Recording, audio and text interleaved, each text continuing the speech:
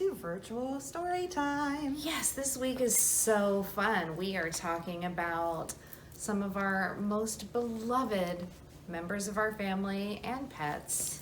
Dogs! That's right. So sit back and enjoy these dog stories and a really good puppet show, and we'll see you after that. Bye. I'm going to read you one of my very, very favorite stories from when I was little and my mom read picture books to me. It's called Harry the Dirty Dog. Harry was a white dog with black spots who liked everything except getting a bath. So one day when he heard the water running in the tub, he took the scrubbing brush. What do you think he did with it? And he buried it in the backyard. Then he ran away from home. Looks like he's going on an adventure. He played where they were fixing the street and he got very dirty. Look how dirty he's getting. He played at the railroad and got even dirtier. Oh my goodness, that does look very dirty indeed. Do you see him? He played tag with other dogs and became dirtier still. Lots of dirty dogs. He slid down a coal chute and got the dirtiest of all. In fact, he changed from a white dog with black spots to a black dog with white spots. Although there were many other things to do, Harry began to wonder if his family thought that he had really run away. So he felt tired and hungry, and without stopping on the way, he ran back home. When Harry got to his house, he crawled through the fence and sat looking at the back door.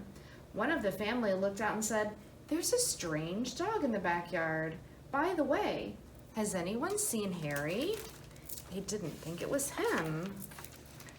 When Harry heard this, he tried very hard to show them he was Harry. He started to do all his old clever tricks. He flip-flopped and he flop-flipped. He rolled over and played dead. Looks like he knows some fun tricks. He danced and he sang. He did these tricks over and over again, but everyone shook their head and said, "No, it couldn't be Harry." Harry gave up and walked slowly toward the gate, but suddenly he stopped. He ran to the corner of the garden and started to dig furiously. Soon he jumped away from the hole, barking short, happy barks. What do you think he dug up? He'd found the scrubbing brush, and carrying it in his mouth, he ran into the house. Up the stairs he dashed, with the family following close behind. He jumped into the bathtub and sat up begging, with the scrubbing brush in his mouth, a trick he certainly had never done before. "This little doggy wants a bath," cried the little girl, and her father said, "Why don't you and your brother give him one?" Harry's bath was the soapiest one he'd ever had. It worked like magic. As soon as the children started to scrub, they began shouting, "Mommy, Daddy, look, look, come quick. It's Harry, it's Harry, it's Harry," they cried. Harry wagged his tail and he was very, very happy. His family combed and brushed him lovingly, and he became once again a white dog with black spots. It was wonderful to be home. After dinner, Harry fell asleep in his favorite place, dreaming happily of how much fun it had been getting dirty. He slept so soundly, he didn't even feel the scrubbing brush he'd hidden under his pillow. The end. And I'm going to read you, one of my favorite characters is Pig the Pug. I have a pug at home, and my pug is not like Pig. He's a good pug. Pig is always a very naughty pug. So let's read about Pig the Winner. Pig was a pug, and I'm sorry to say, if he didn't come first, it would ruin his day. Yes, Pig was a winner. He just had to win, and nothing would stop him. Oh, where to begin? Believe it or not, He was quite hard to beat, and the reason was simple. Yes, Pig was a cheat. That pig, that's not very nice. But if he did lose, he'd throw a pink fit. He'd scream and he'd cry and he just wouldn't quit. He'd sob and he'd sulk with a quivering chin till you gave up and said to him, "Okay, you win." But as soon as you'd said it, he'd clap and he'd stamp and he'd rub it in loudly that he was the champ. That's not a good way to be, is it? Trevor would say to him, "Let's just have fun." But Pig would reply, "It ain't fun till I've won." So one night at supper, Pig shouted with glee, "Who can eat faster? I bet that it's me." Trevor said shyly, "I don't want to race." But Pig had yelled, "Go!" and was stuffing his face. He looks insane. And look at Trevor, he doesn't want to play along.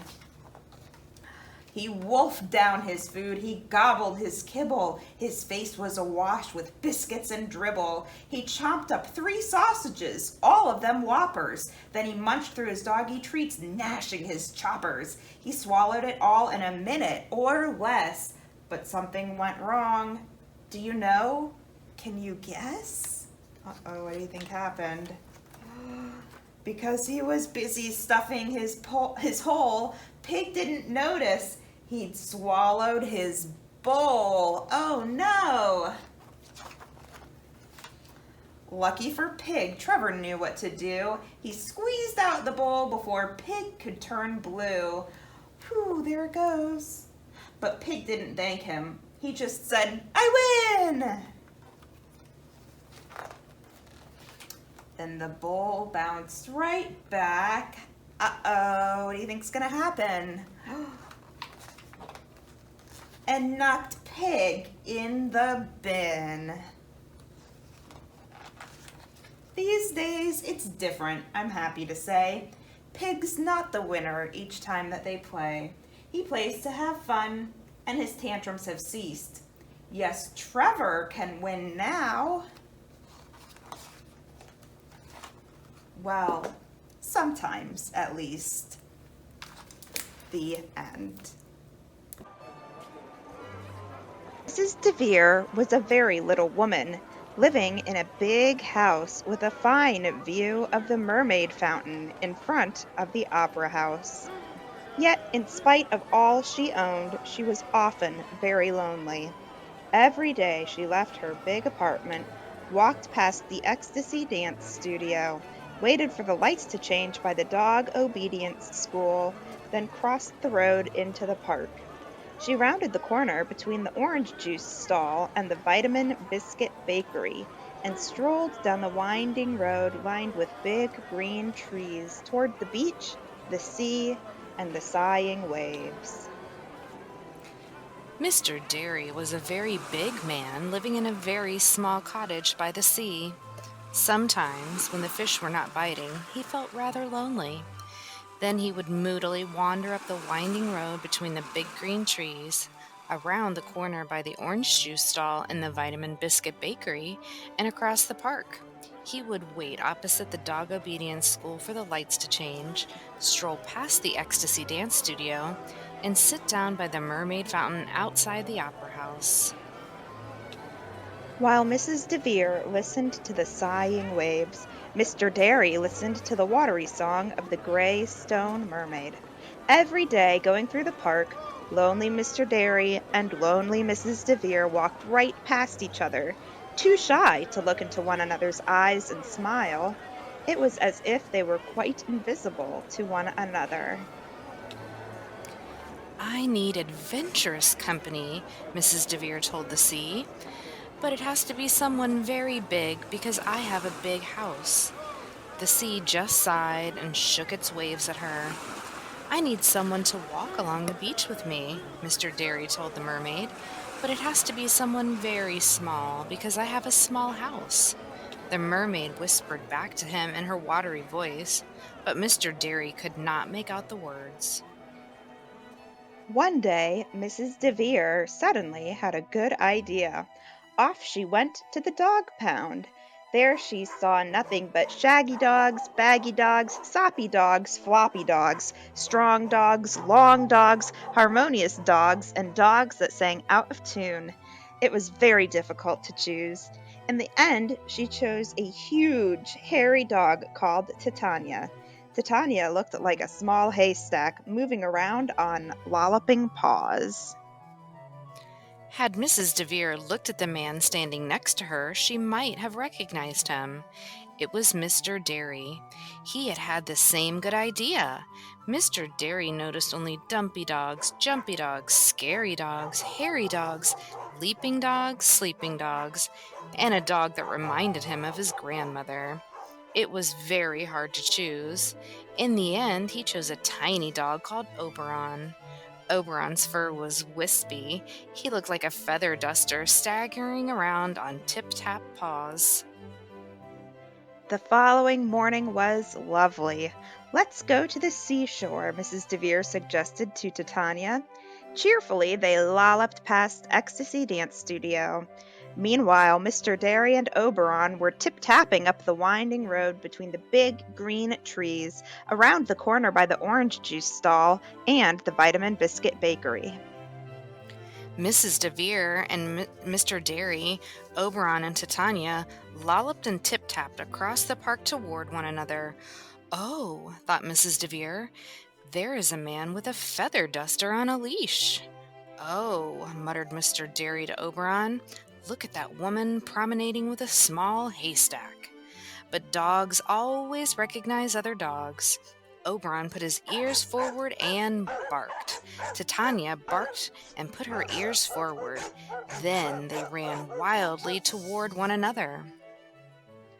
Oberon, called Mr. Derry sternly. Titania, shouted Mrs. DeVere. But those two cheerful and determined dogs charged around and barged around and bounced around and pounced around and walked on their front paws and walked on their hind paws in such excited circles that Mr. Derry and Mrs. DeVere were suddenly tied together in the terrible tangles of the two leashes. They were face to face at last, only inches apart, staring into each other's eyes in mild alarm. Excuse me, I'm so sorry, said Mrs. DeVere. Do let me untangle you. Excuse me, but, said Mr. Derry, it was my dog's fault. I assure you, madam, I have never been tied up like this before. Nor have I, said Mrs. DeVere, sounding rather pleased. Slowly, they untangled one another. Let me buy you a long drink of orange juice. It is very good in cases of shock, suggested Mrs. DeVere. There's an orange juice stall in the park. I pass it every day. So do I, said Mr. Derry, surprised. We will both have orange juice to lessen the shock, and I will buy vitamin biscuits for the dogs at the Vitamin Biscuit Baker. Then we will all have something. So off the four of them went through the park to the orange juice stall and the Vitamin Biscuit Bakery, and not one of them felt lonely at all. Ever after that, Mr. Derry and Mrs. DeVere and their two faithful dogs, Oberon and Titania, went either fishing together or to the opera, depending on the weather.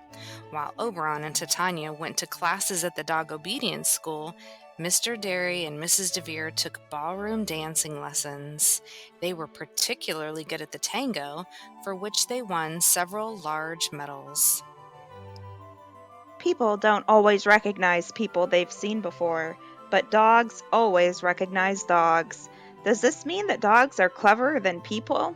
Anyway, Oberon and Titania thought so. The end.